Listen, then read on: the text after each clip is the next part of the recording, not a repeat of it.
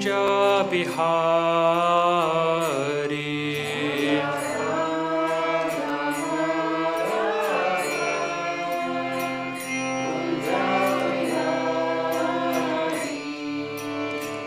Gopi Jana Vallabha Girivaradari.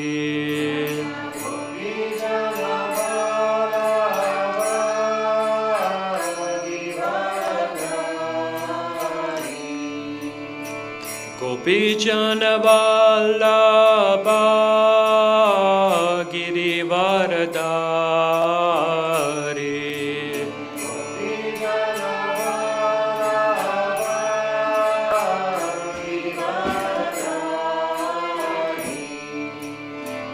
Yashodanandana Braja Janaranjana.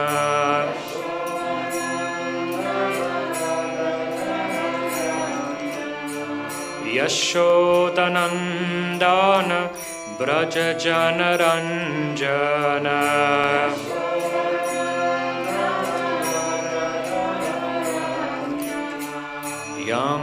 Yamunatira Vanachari.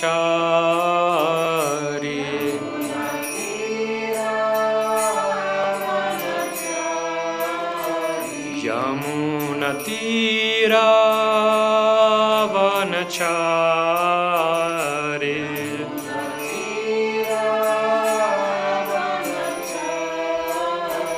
Jaya Radha Madhava Kunja Bihari.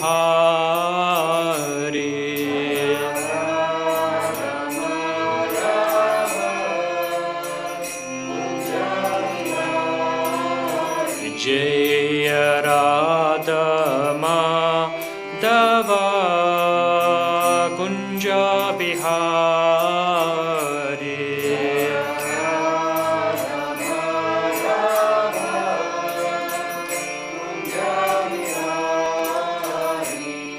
Hare Krishna, Hare Krishna, Krishna Krishna, Hare Hare, Hare Rama, Hare Rama, Rama Rama, Hare Hare.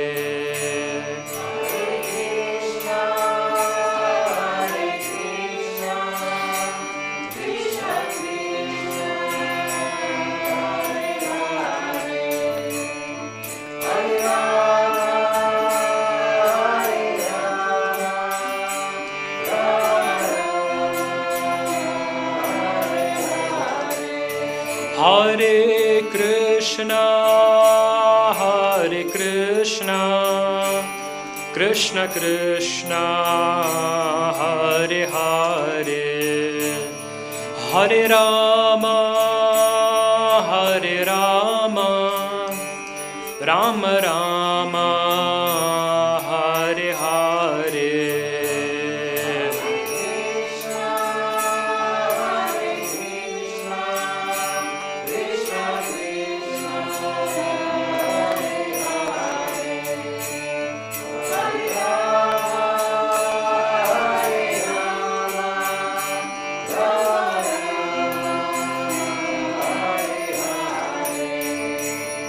Jaya Radha Madhava, Radha Madhava, Radha Madhava, Shri Radhe.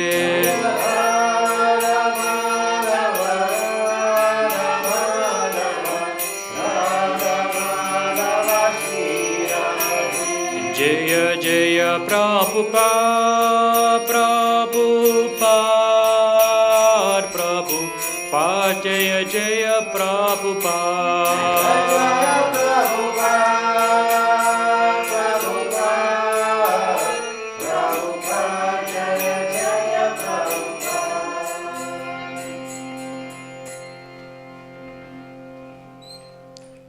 Guru Premanande. Haribo.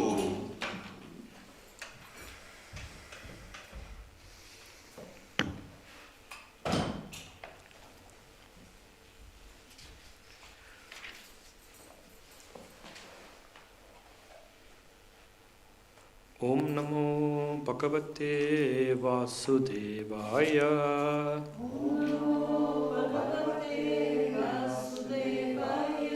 Om Namo Bhagavate Vasudevaya.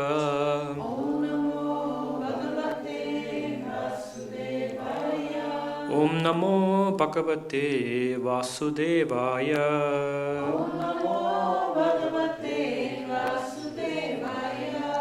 Narayana Namaskrityam Naram Chaiva Narottamam Devim Saraswatim Vyasam Tato Jayam Udirayat Nasta Priyeshu Abhatreshu Nityam Bhagavata Sevaya Bhagavatir Uttama Shloke Bhaktir Bhavaiti Naishtiki.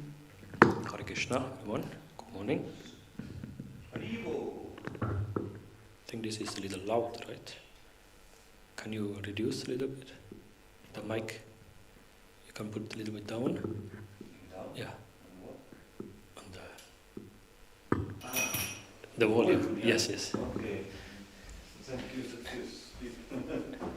So today we are starting a new chapter of the Srimad Bhagavatam, Canto 5, chapter 20, studying the structure of the universe.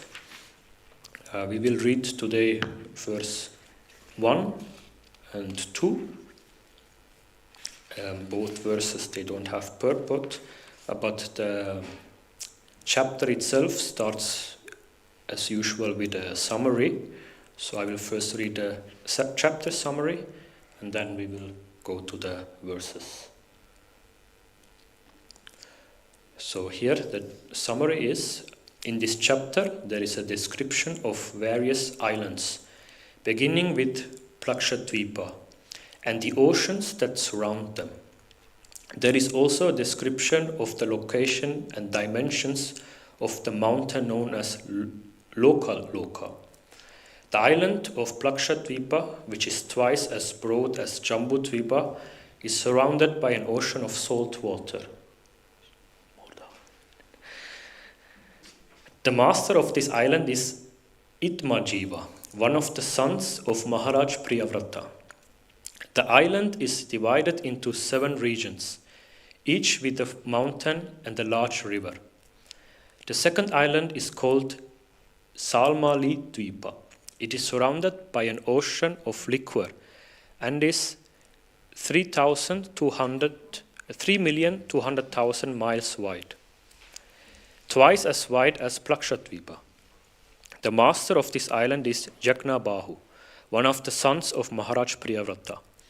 Like Plakshadvipa, this island is also divided into 7 regions, each with a mountain and a very large river.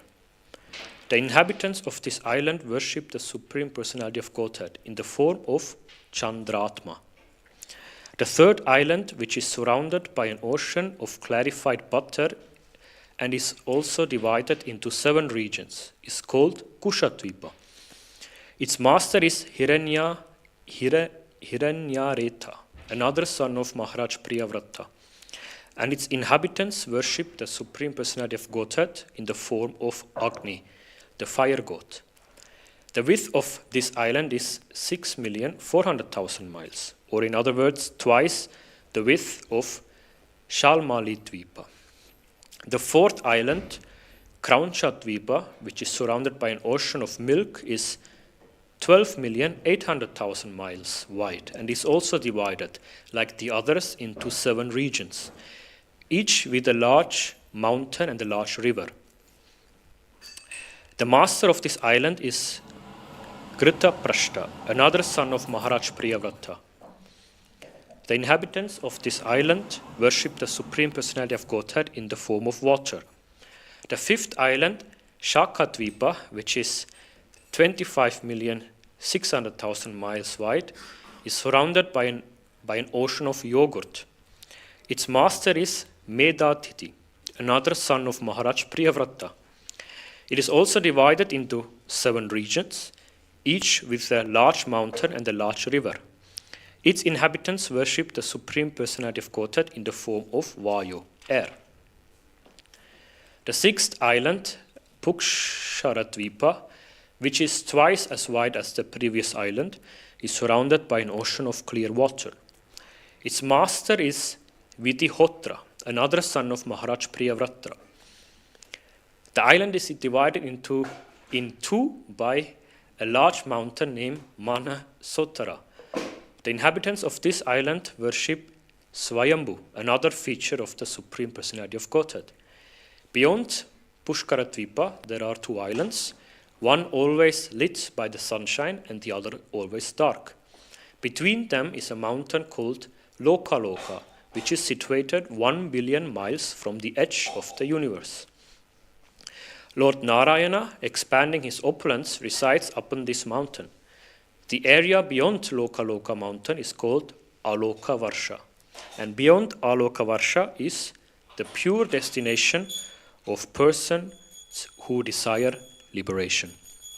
Vertically, the sun globe is situated just in the middle of the universe, in Antariksha, the space between Burloka and Bhuvarloka. The distance between the sun and the circumference of Andagolaka, the globe of the universe, is estimated to be 25 Koti Yojanas, 2 billion miles. Because the sun enters the universe and divides the sky, it is known as Martanda. And because it is produced from Hiranyagarbha, the body of Mahatattva, it is also called Hiranyagarbha. So that was the summary of this chapter. And now we will read the verses. And as you may have noticed, this is quite technical chapter, so please bear with me. And I think we can still get some nectar out of these verses. From the first verse, I will then just read the verse and the translation. Sri Sukha Uvacha Atha Param Plakshadinanam Pramana Lakshana Samsthanato Varsha Vibhaka Upavarnyate.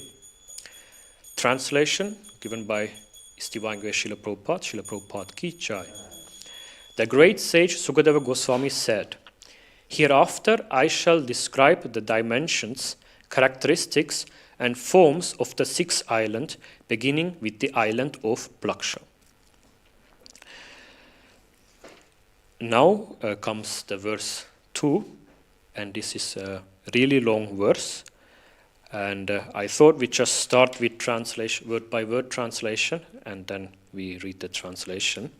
So, Jambudvipa, the island named Jambu. Ayam, this. Yavat Pramana Vishtara, as much as the measure of its width, namely 100,000 yojanas. 1 yojana equals 8 miles. This means 1 mile is 1.6 kilometers, so 1 yojana around 13 kilometers. Tavata, so much. Kshara Udadina, by the ocean of salt water. Pariveshtita, surrounded. Yatha, just as. Meru, Sumeru mountain. Jambu Akyena, by the island named Jambu. Lavana Udadi, the ocean of salt water. Api, certainly.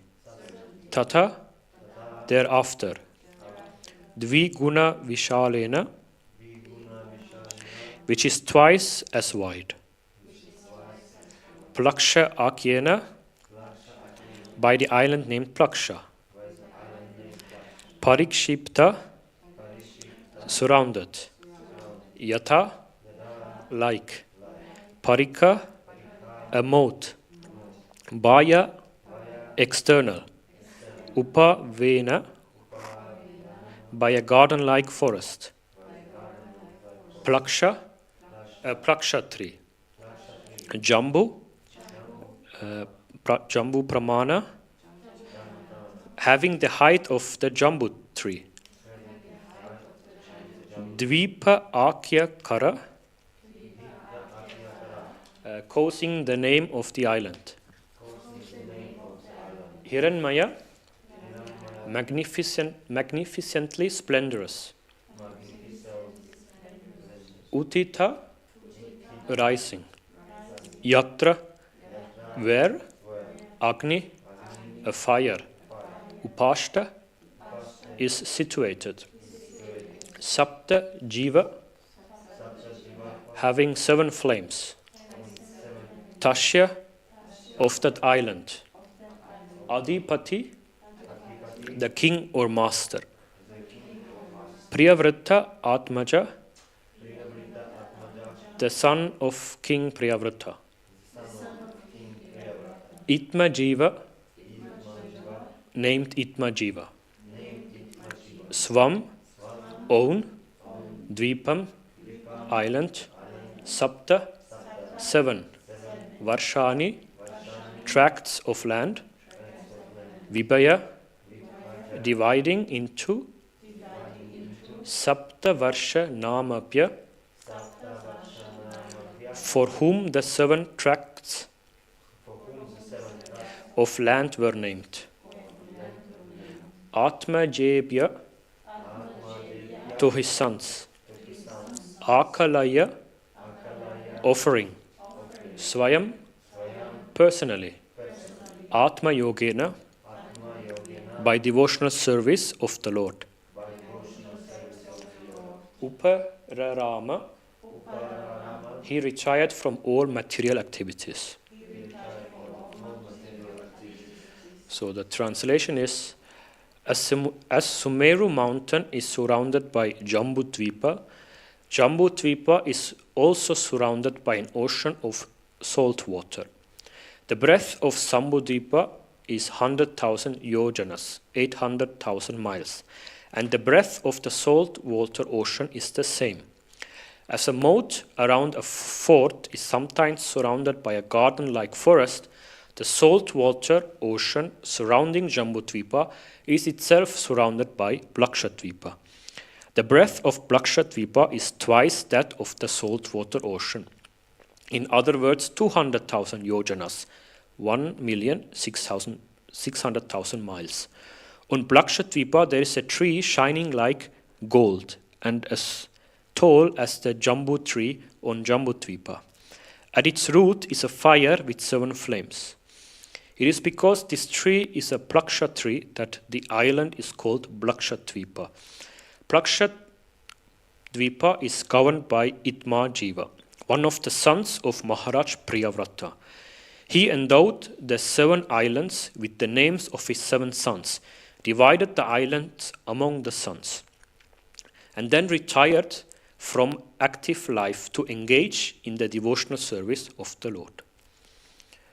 Om Akyana Timirandasya Jnananshala Shalakya Chakshurum Militam Yena Tasmai Shri Guruve Namaha Sri Chaitanya Manobhistam Stapitam Yena Putale Swayam Rupa Katam Makyam Tatati Swapatantikam Vandeham Shri Guru Shri Uttapadakamalam Shri Gurun Vaishnavamscha Shri Rupam Sakrajadam Sakana Raghunathan Vitam Tam Sajivam Satvedam Savatutam Parijana Saitam Krishna Chaitanya Devam Shri Radha Krishna Gopa Sakan Lalita Shri Vishakan Vitamscha E Krishna Koruna Sindhu Dina Bandho Jagatpade Gopesha Gopika Kanta Radha Kanta Namastate Tapta Kanchana Gaurangi Radhe Vrindavaneshwari Vrishabhanu Sude Devi Pranamami Haripriye Vansha Kalpataruptyasya Kripa Sindhupyevacha Patitanam Pavanepyo Vaishnavepyo Namo Namaha E Shri Krishna Chaitanya Prabhu Nityananda Shri Advaita Gadadhara Srivasadi Gaura Bhakta Vrinda Hare Krishna Krishna Krishna Hare Hare Hare Ram Ram Ram Hare Hare.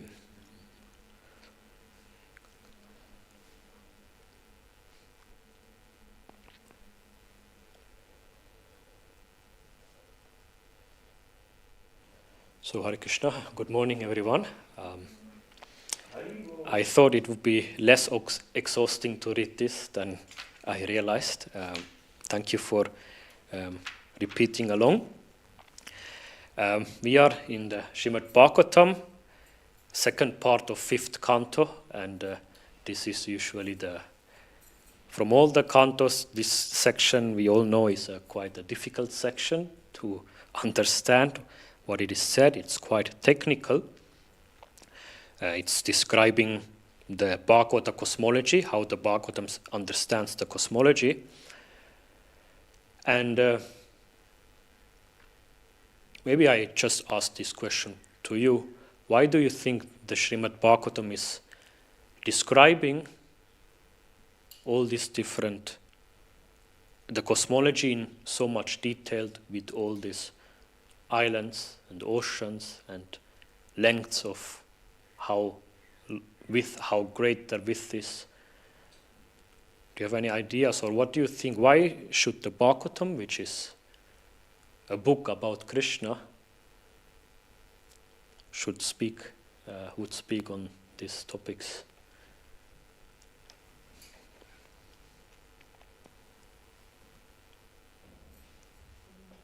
So my understanding of this Bhagavatam is about Krishna, but it's against all kinds of entities. And there are people that want that, for example, for the evidences and scientific aspects, and also at the same time, so understand that it's also completely theist philosophy. Is also the way to show, look, this is how was created, and this is the reason and the source and this and that. In this way we have also some I don't speak that the truth, but what I understand, we have proofs and evidences for, if necessary, also argumentating, and not like a blind faith or something related so with evidence and proofs. Mm-hmm. Mm-hmm. So it's providing for those people who have a mind tendency to like to get to know in these physical technicalities. For them, Bhagavatam is also showing. Look, this is the description of it. Yeah, thank you. Yes. Any other thoughts? Vyasadeva want to write about this. Yes. Yes, Vyasadeva want to write. And the interesting is, Parikshit Maharaj has a curse. In 7 days he's going to die. So it's an emergency. And Shukadeva Goswami is speaking the Bhagavatam. So we would think emergency, so he should come now to the point, important stuff. But still Shukadeva Goswami is speaking this, So in the emergency situation even, Shukadeva Goswami narrates all this. This is also interesting, So there is some importance. We might think it's not, but still, it's a... Any other thoughts? My thinking about the Srimad Bhagavatam in this dimension is that we have to receive the knowledge that Krishna consciousness is not only the story about Krishna and Radha, this love story, it is an expansion from different planets and from the whole system in the universe, and we have other entities there, and also our personality have to stay in a universe, that we stay now and we left it. When we go out of the body, we go in another universe. We have to know this, we have to be aware for that. Mm-hmm. So that even though our aim is spiritual world, currently we are in the material world, and we need to understand why I am in this material world, why I am functioning currently like this, and so. Bhagavatam, it has 10 topics generally, not generally. Bhagavatam speaks on 5 main topics. It starts with Sarga, with creation. We have how Krishna is creating the material energy and the universe. We have Visarga, which means how then Brahma comes as a secondary creator and then arranges all these energies, makes different levels of the universe, different planets. And fifth canto is then Sthanam, meaning how each layer is populated by living entities. And one point that you mentioned, like we want to get out of this world, of this material world, so it's good to understand how we came into this world. So that the creation, how the Krishna creates the material energy, what are the qualities of the material energy. Reading this, we understand this is temporary, this has certain qualities and nature, and then going out. So that's one thing, and always interesting, everything Bhagavatam connects with Krishna. So even creation is connected with Krishna. Secondary creation, what Brahma does, is created with Krishna. And even what we read now is connected with Krishna. Because we will see all these inhabitants, they are either glorifying Krishna. I think the past chapters you heard how each inhabitants were glorifying Krishna. Or we will see later, maybe even in the description of the hellish planets, how the people have forgotten Krishna. And that's also an information we can understand. Okay, we can forget Krishna or we can remember Krishna. And I like to think, and I think one point that also Bhagavatam is wanted to say us is, Bhagavatam is saying the whole universe is inhabited by living entities. The universe is not void, it's not empty. The modern understanding of science is only Earth has life, maybe some other planets have life as well, but everything else is just empty, maybe useless because it's empty, so there is nothing to gain, maybe some resources. But the Bhagavatam's understanding is no. Each corner of the universe, there are living entities. We cannot see it. Maybe we cannot, because of our conditions, with our senses, we cannot see it. But the Bhagavatam says, if you come to another level of consciousness, you can experience, or at least the Bhagavatam is confirming. And the Bhagavatam also telling that each place of the universe has a purpose. We take the Zurich city. We have different places for different purposes. We have schools, a place of study where people go and study. We have factories or offices where people go and earn. We have places like gardens where people relax, lakes where people enjoy. We have places of prison where people who went against the law go to the law. And we have also a Bergstrasse 54. We have a temple also a spiritual place is also there. So similarly, the Bhagavatam says the different layers of the universe, they have a certain purpose. And if you want certain purpose, you go there or you go there. For example, according to Bhagavata cosmology, we can say the universe has 14 layers. We have to understand this is Bhagavatam speaking. Bhagavatam has a different type of. It is addressing a different type of reality. We can say when we just look with our physical eyes, we cannot probably see the 14 layers because this is through the senses. And we have to understand Bhagavatam speaks from a different reality or a different truth. And there are 14 layers, which Bhagavatam explains. What we are currently in is the Bhu Mandala, the earthly layer, but it's not only the earth. We will see what we heard today. There are even other places which belong to this Bhu Mandala. When we go little down, maybe before that, these 14 layers, they are, one way to say is they are classified in different levels of consciousness.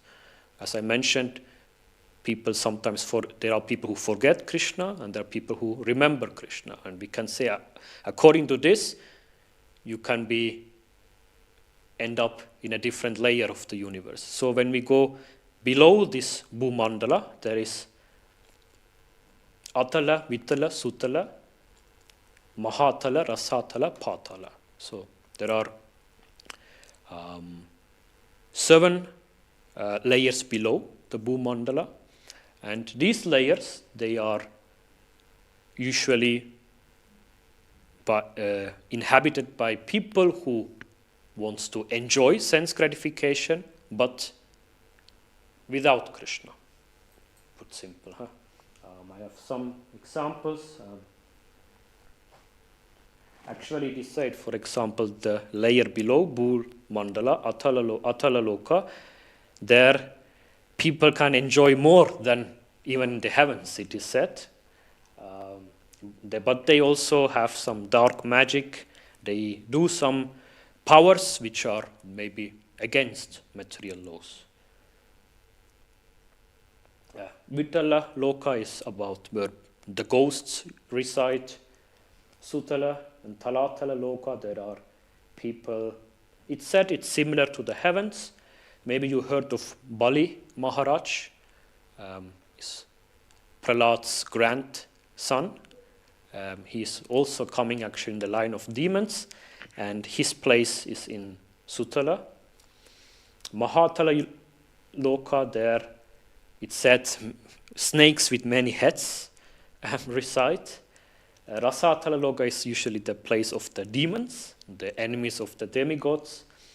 And Patala Loka is the Loka of Nagas, also a certain type of serpents. It is said in this below Lokas, there is no sunshine. It is all lit up by the jewels and the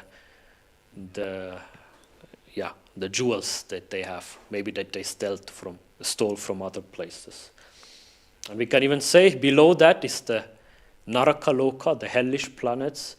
Besides there is the Loka of Yamaraj, who is a devotee of Krishna and who is the responsibility of tracking everything, who did so much good karma, who did so much bad karma, and so on. And similarly, there is layers above this Bhumandala. There is Bhuvar Loka, Bhuvar, Swar, Mahar, Jana, Tapa, and Satya Loka. So the most top layer is Satya Loka, which belongs to Brahma, who is the first living entity in this universe and who does the secondary creation. And Tapa Loka is a layer below. There all the perfected yogis go there. No, I think I will not make it more complicated. I will. Jana Loka, there it says progeny of Brahma lives. So Brahma, when he creates, he wants to populate the whole universe with living entities, because at that time the universe is empty, and he wants to populate it. So his sons and daughters, it is said that they live in Jana Loka. It's interesting because nowadays we think of overpopulation, that we have too many living beings and humans. But at that time, it was the other case. There were too few, and you had to populate and start the material world to work. Swar Loka is the layer where the demigods are. And Bhuvar Loka is the place where people, also pious people go, but who don't have yet the full karma to go to the heaven. So if you don't have full karma to go to Svarga Loka, where the demigods live, you go to a planet between. And I think it's an interesting thing to understand at least in concept, that we see there are different layers, different purposes, and we can ask which is the best place to be.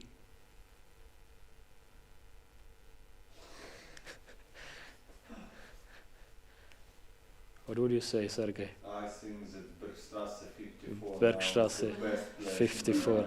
Yes.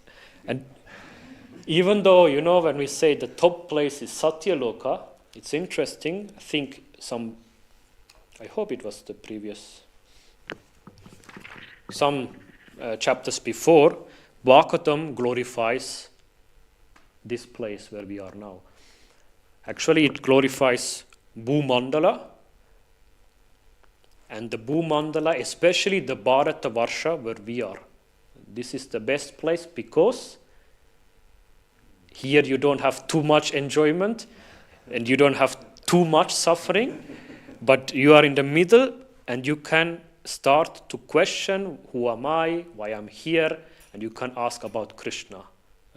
If you are in the higher place, a better place, you will forget Krishna even if you have too much enjoyment. If you are in too much suffering, it's also difficult. So in the middle place, it's the best place to understand Krishna. So this is the middle mandala. And now what we read today, it is said it has 7 islands and 7 oceans. And maybe just the story how it became. Also we have to understand when Brahma created, this was just one mandala, one landmass, we can say. And then Brahma has a son named Manu. Manu is the first human being, we can say. Manu has then 2 sons, Uttamapata and Priyavrata.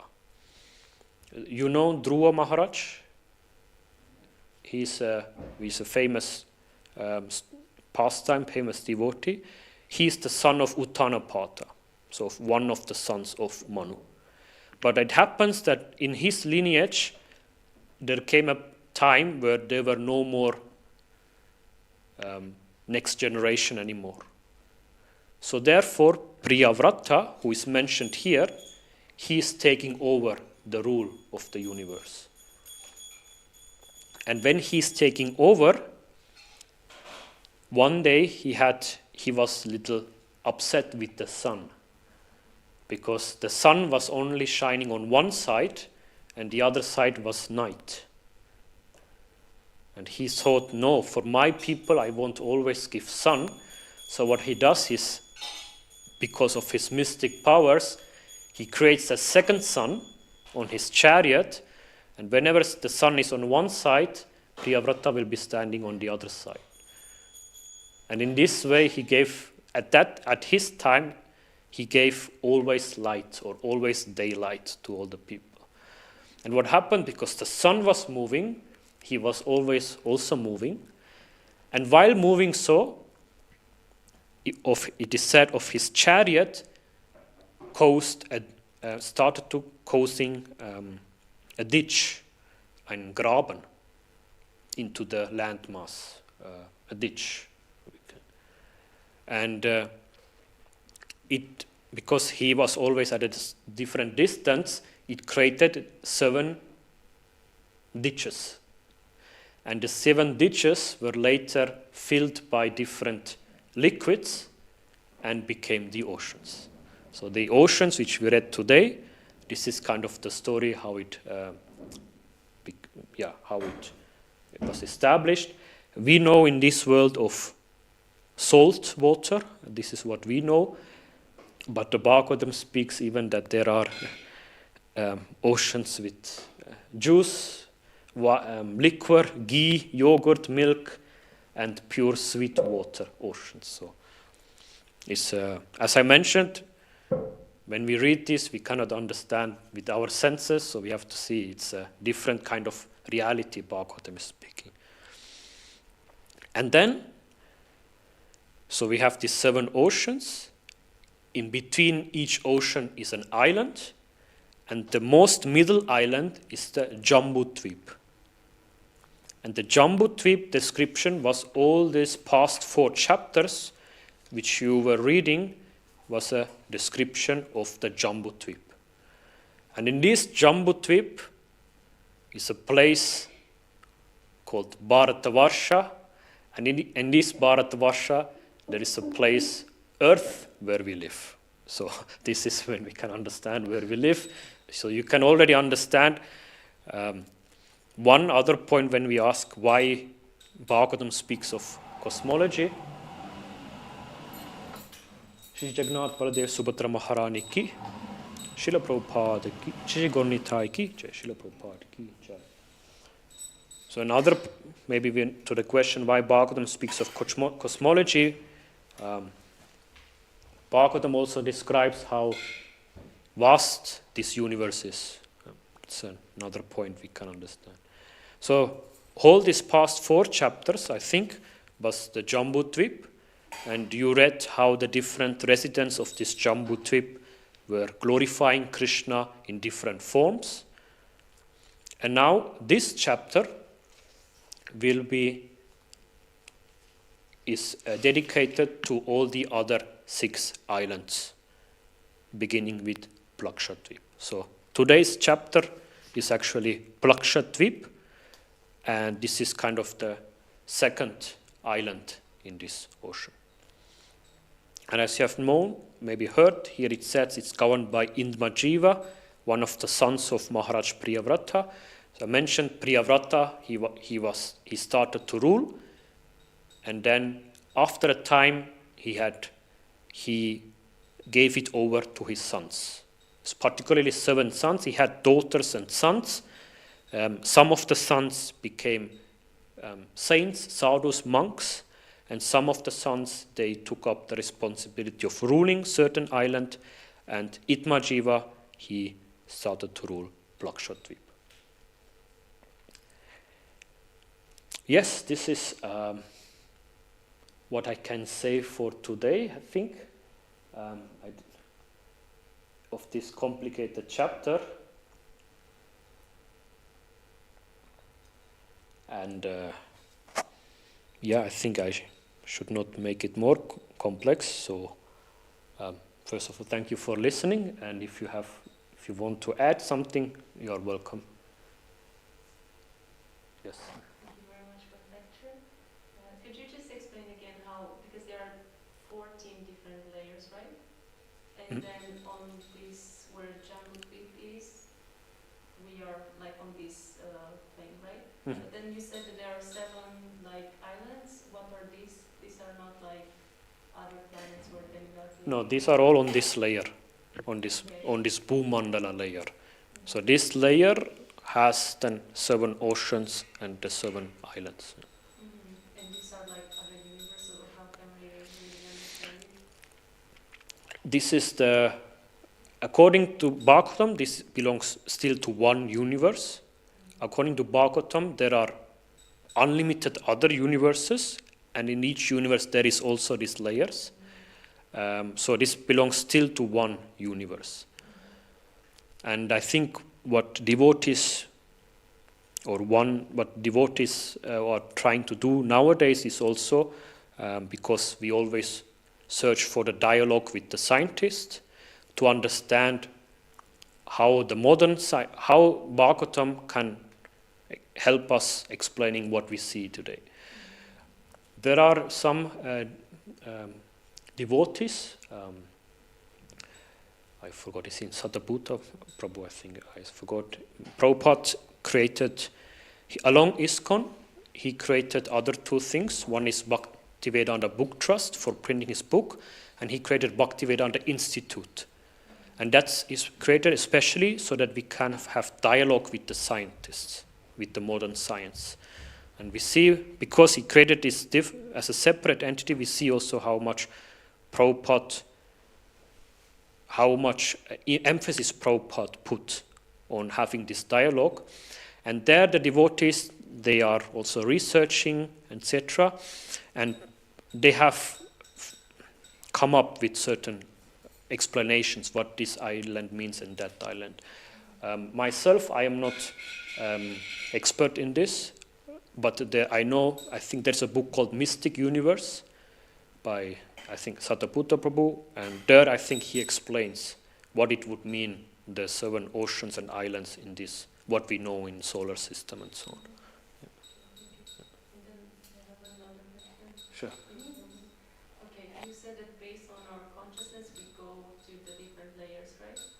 But for example, if we are here and then some people can interact, for example, with the lower planets, like what does it mean? Does it mean that their consciousness is of the lower? For example, if people are interacting with demons or Mhm. like ghosts, Yeah, it's exactly that. so your consciousness is on that level, but you are still here. Like, how should we? Because understanding is when the moment when you die, whatever consciousness you have there, that defines your next body. And then when you have the next body, the body is a result of your previous, the consciousness which you had in the previous life, but it's not, but you have it. And in this body you can have still the choice what to do with your consciousness, whether you purify and elevate it or you degrade it. And if you have degraded it, and if you die with this consciousness, this Prabhupada calls it the subtle body, it will go to that body which suits it.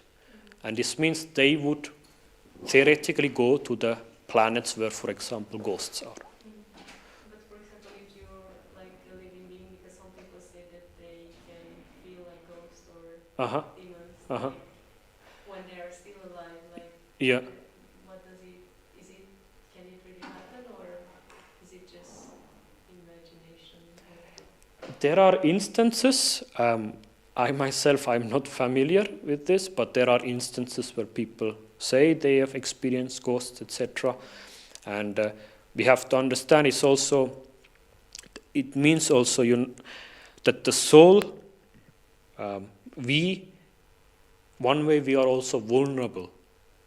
It can be that, the question with ghosts, or the theory there is that the ghosts, they don't have a gross body, and they are searching for a gross body. They only have a subtle body, so they want to enter a gross body and to enjoy or live, because they are just subtle. And therefore they look for people who are vulnerable, and they can come and enter or manipulate, I don't know. So when people speak of this, according to the Bhagavatam, this is possible, yes. Okay, but it's not that the living being's consciousness is like... Not necessarily, no, not necessarily. And therefore, for example, the holy name, or in general bhakti, it protects us from all this, from this reaction. It protects us from karmic reactions itself, from sinful reactions which we ourselves have done in the past. Bhakti destroys it, and it also protects from these things. Even it protects from the planets which you will have. Usually also when you take birth, whatever constellation, when you take birth and whatever constellation the planets have, they give you a certain chart to you and certain qualities and so on. And according when the planets move, you will get certain good times or bad times for doing things. But the holy name and the Krishna consciousness itself will even protect from that. So this is one.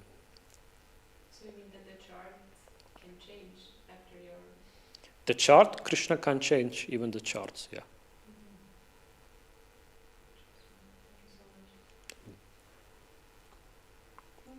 Also, a question also could be like, it's very complex. Karma is very complex to understand. For example, Bharata, when he needed to come as animal, that he still had the consciousness of as a pure Vaishnava.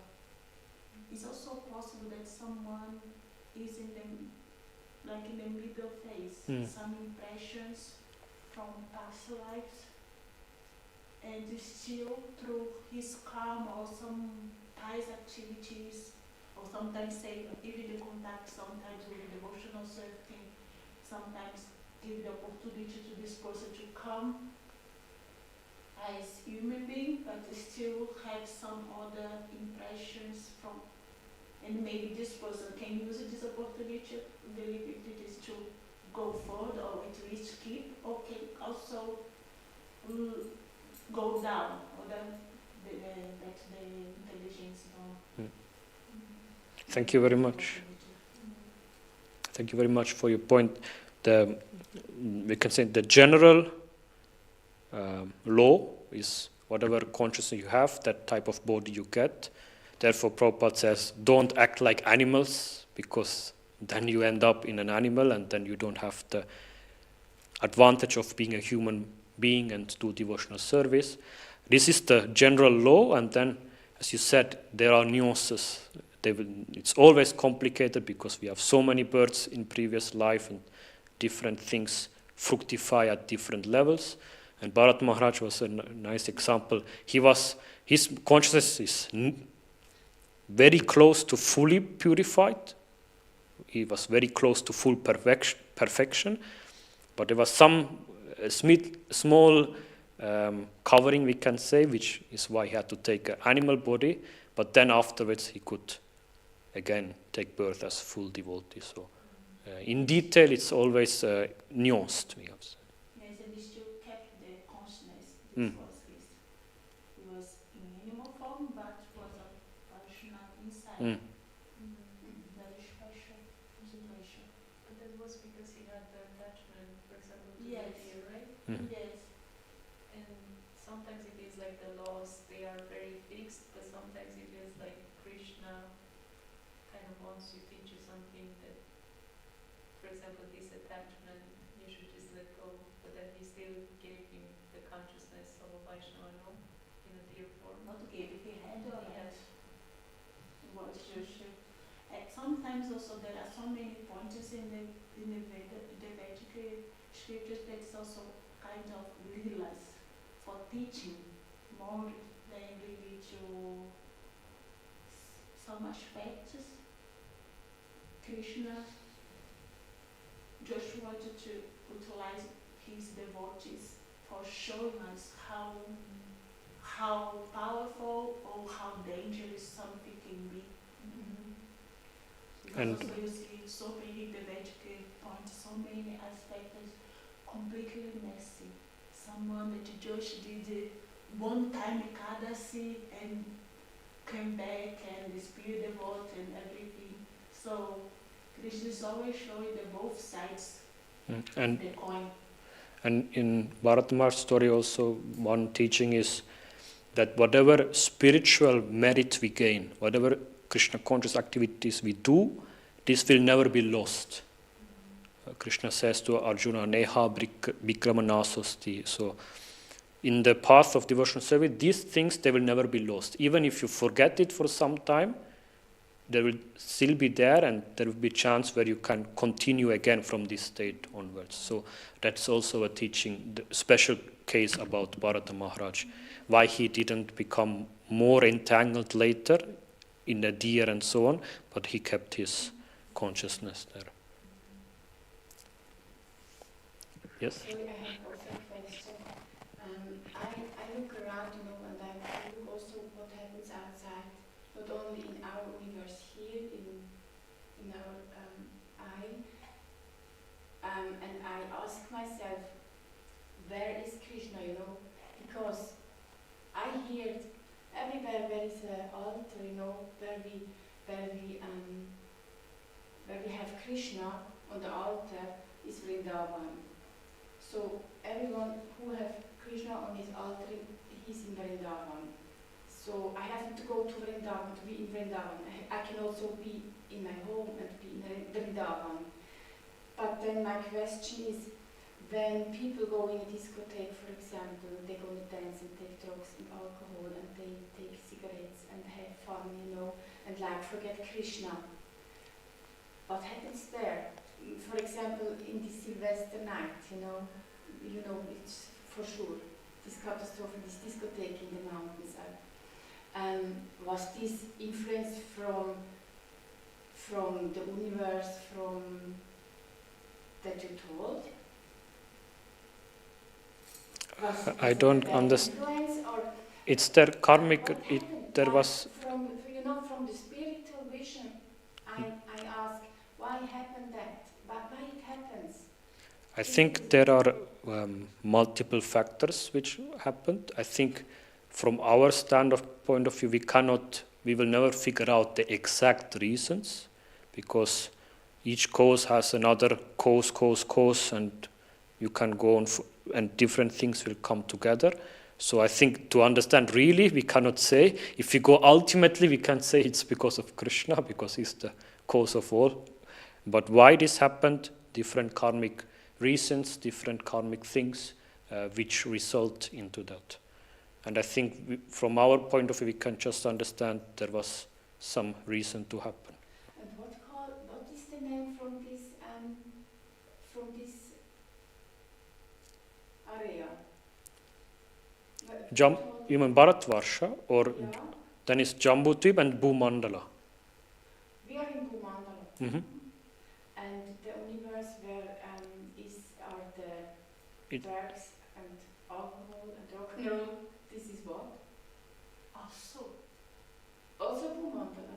This is the earth. Yeah. In the earth there are like the positive aspects and also you saw that if you see this Mandavatam sometimes where like a sage is doing like arati or this and that doing like yagas, and at the same time where like the demons nearby attacking others. In the material world we always have like pleasure and pain. And according to one own karma, and actually we can make this pain get a little bit lower, or can get more, and happiness a little bit less, and get more. But then finally you just need to come back to Krishna. Very easy is karma. But the point is, most of the devotees, we are always like thinking karma, and we get very dry. So it's still that we know that it's karma. We need to wish the best and try to support these people somehow. Oh, if you think prasad, for example, now they are like doing some stuff with hair because some people lost hair. So we still remembering that everyone is suffering because of karma. We as devotees, we need to keep this compassion and wish them that they develop some spirituality. Some also there are some kinds of different people that come to Krishna. Some need to suffer for coming to Krishna, others need come because of searching for knowledge, others with some needs. So these are ways that Krishna also organized that the people come together.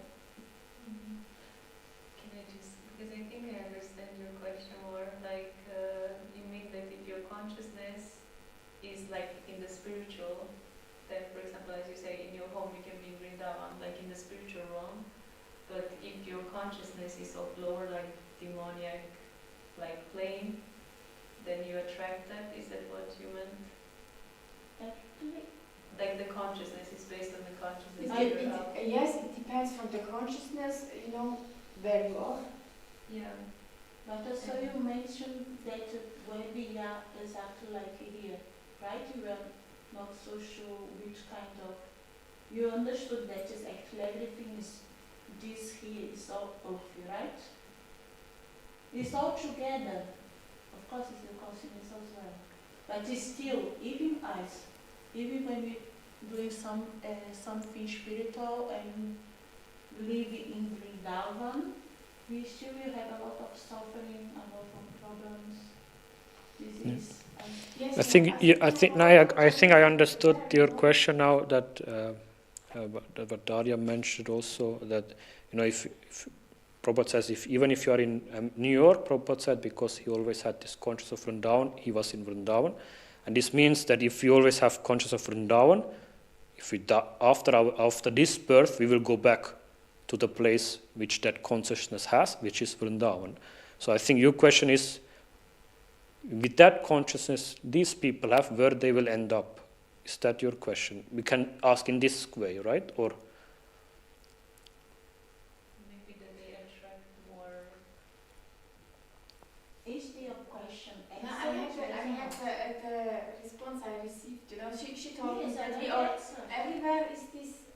area in this world, is this area from this is boom. No, this layer is Bhumandala, Bhumandala? but there are also other layers. She got there. There are in short, there are 14 different layers which you can also, according to Bhagavatam, physically go or end up. You don't have to always be in Bhumandala.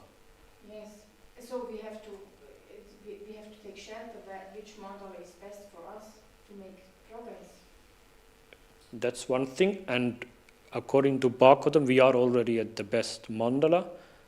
According in that mandala, even at the best dvipa, and also in the best varsha, which can happen. So we are already in the best place possible, and we are already also time-wise in the best place, because we are now after Mahaprabhu's. When after just 500 years after Mahaprabhu came, so we are in golden age. Also time-wise, we are already at the best possible. So, thank you. Grantaraj Srimad Bhagavatam ki, Srila Prabhupada ki jai.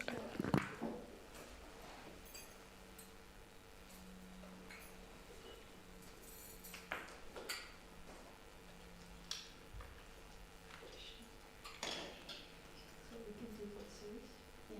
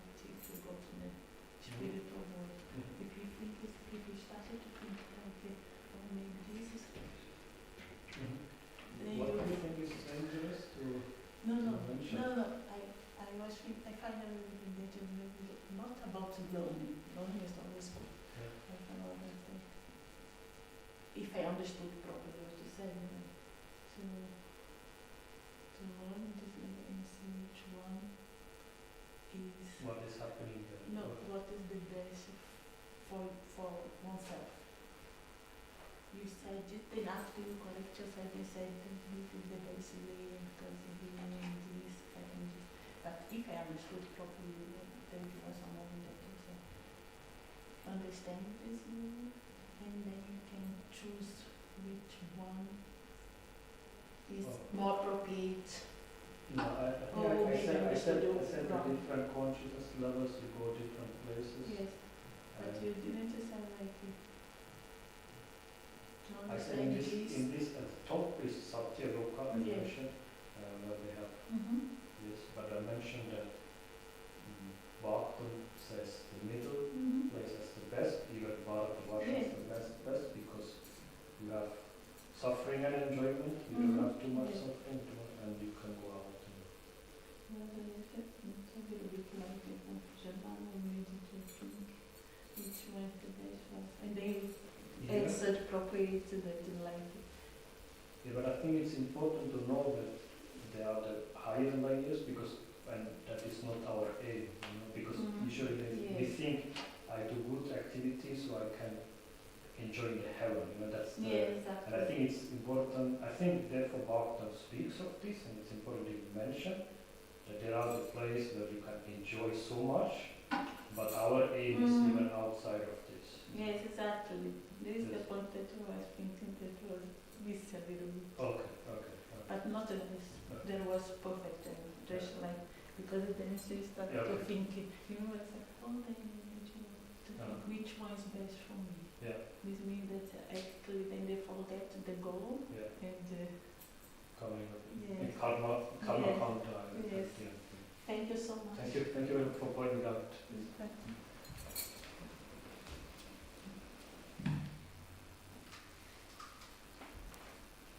And each time that I see your mother, I see you, more I see your mother, get more and more hair. Okay. It's good. She's You saw really her yesterday? yes. Yeah, she was here. Yeah. Yes.